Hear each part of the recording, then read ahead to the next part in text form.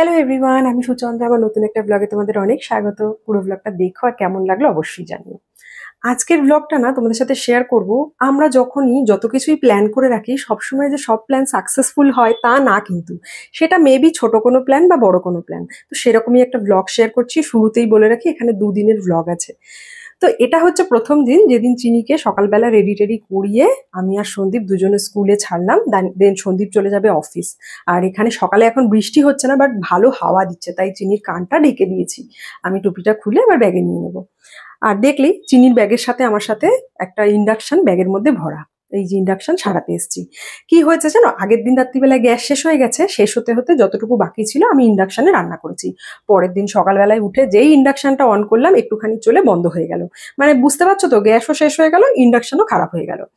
এখানে আলাদা করে কোথাও ইন্ডাকশন, ওই খালি যদি তারে কোনো প্রবলেম হয় সেটা ছাড়া, ইন্ডাকশনের ভিতরের বোর্ডে কোনো প্রবলেম হলে এটা এখানে সারায় না, আমরা যেখানে থাকি তার জন্য একটু দূরে যেতে হবে।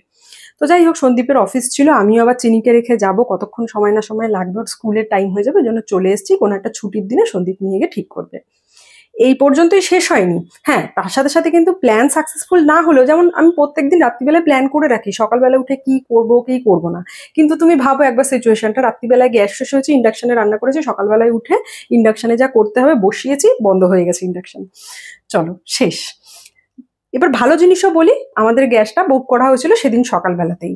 তো বুক করার পরে, ঘুম থেকে উঠে বুক করেছিলাম, বুক করার পরে প্রত্যেকটা এরিয়াতে দেখবে একজন করে ডেলিভারি পার্সন থাকে, তাকে ফোन করেছিলাম। ফোन করে তাকে বললাম कि भैया ये सिनेरियो है और मेरा इंडक्शन भी खराब हो गया, मेरे पास दूसरा सिलेंडर भी नहीं है, साथ में मेरा छोटा बच्चा भी है, तो आप मुझे प्लीज, मुझे पता है कि ये तो प्रॉब्लमेटिक है कि आज ही मैंने बुक किया है और आज ही आपको डिलीवरी करने के लिए बोल रही हूँ, पर फिर भी मेरा ये सिचुएशन है, आपको मैंने बताया, अगर आपको लगता है कि आज आप डिलीवरी कर पाओगे तो प्लीज कर देना।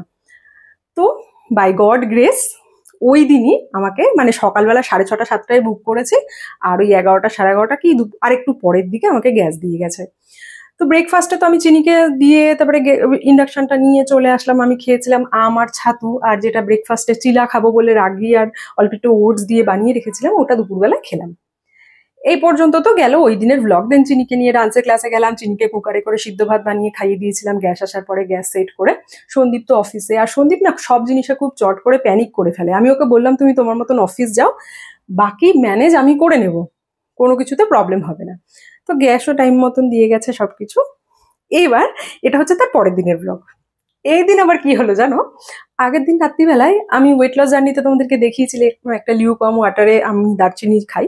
তো সেটা আমি ম্যাক্সিমাম মাইক্রোওয়েভে কাপটা ভরে দিই, দেন বেরিয়ে আসলে ওর মধ্যে দারচিনি পাউডারটা মিক্স করি।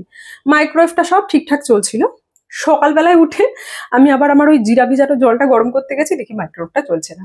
এবার না ওই মাইক্রোওয়েভ আর ইন্ডাকশন রান্নাঘরে যেই বোর্ডটাতে লাগানো আছে, আমার মনে হচ্ছে বোর্ডটাই প্রবলেমেটিক। কারণ মাঝে মাঝেই না লুজ কানেকশন হয়ে যাচ্ছে বা কিছু একটা প্রবলেম হচ্ছে। কারণ এর আগেও হয়েছে, 1 বছর আগে আমাদের মাইক্রোওয়েভটা চলতে চলতে বন্ধ হয়ে গেছিল। তো ওটাই আর কি ডেকে দেখাতে হবে। এর সাথে সাথে চলো দেখো, এগুলো তো গেল, মাইক্রোওয়েভ ইন্ডাকশন তো অপশনাল, গ্যাস আছে যখন কাজ মিটিয়ে নেব। আমি একটা নতুন ব্যাংক অ্যাকাউন্ট খুলেছি সেন্ট্রাল ব্যাংকে।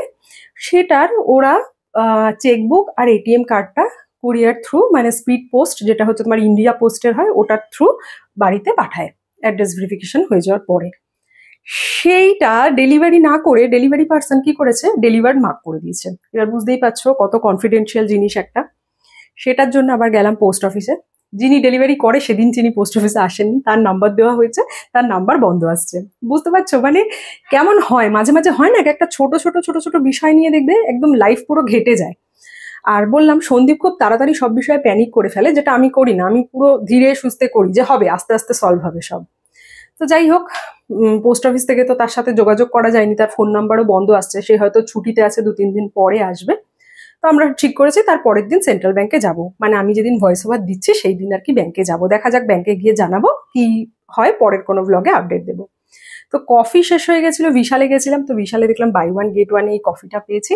তার সাথে দেখবে ওই রাস্তাঘাটে বেরোতে গেলে, বা সন্দীপ যেমন মাঝখানে কদিন অফিস গিয়ে কাজ করলো, ছোট কিছু ধরো চাট মশলা বা একটু বিট নুন দিতে গেলে না, ছোট ছোট কৌটোর দরকার পড়ে। তো এই কাজ করার সময় মনে থাকে, তো ভাবলাম বিশালে যখন এসেছি কয়েকটা ছোট ছোট কৌটো ডিব্বা নিয়েই যাই, নিয়ে নিয়েছি। আর তার সাথে এখন তার অত ওয়াইপস টাইপস লাগে না, বাট স্টিল রাস্তাঘাটে বেরোলে আমরাও একটু হাত টাত মুছি, চিনিও একটু হাত মোছে, মুখ মোছে। ওই জন্য ওয়াইপস শেষ হয়ে গেছিলো, অ্যামাজনে অর্ডার দিয়েছিলাম। তো আমরা তো প্রাইম ইউজ করি, তো দিয়ে গেছে, দিনের দিনই দেখলাম দিয়ে গেছে। দেন আমাদের তো আজকে লাঞ্চে ছিল ওরকমই একটা তোমার ওই স্যালাড। আর যেহেতু আমরা তার আগের দিন একটুখানি বাইরে খেয়েছিলাম, খুব বেশি খাইনি বাট একটুখানি খেয়েছিলাম বলে ম্যানেজ করার জন্য পরের দিন ওটা করলাম। আর চিনিকে ওই 1 পট মিল টাইপের একটা কুকারে সবকিছু সবজি টবজি দিয়ে বানিয়ে দিয়েছি। দেন এখন যাচ্ছি ডান্সের ক্লাসে। টাটা।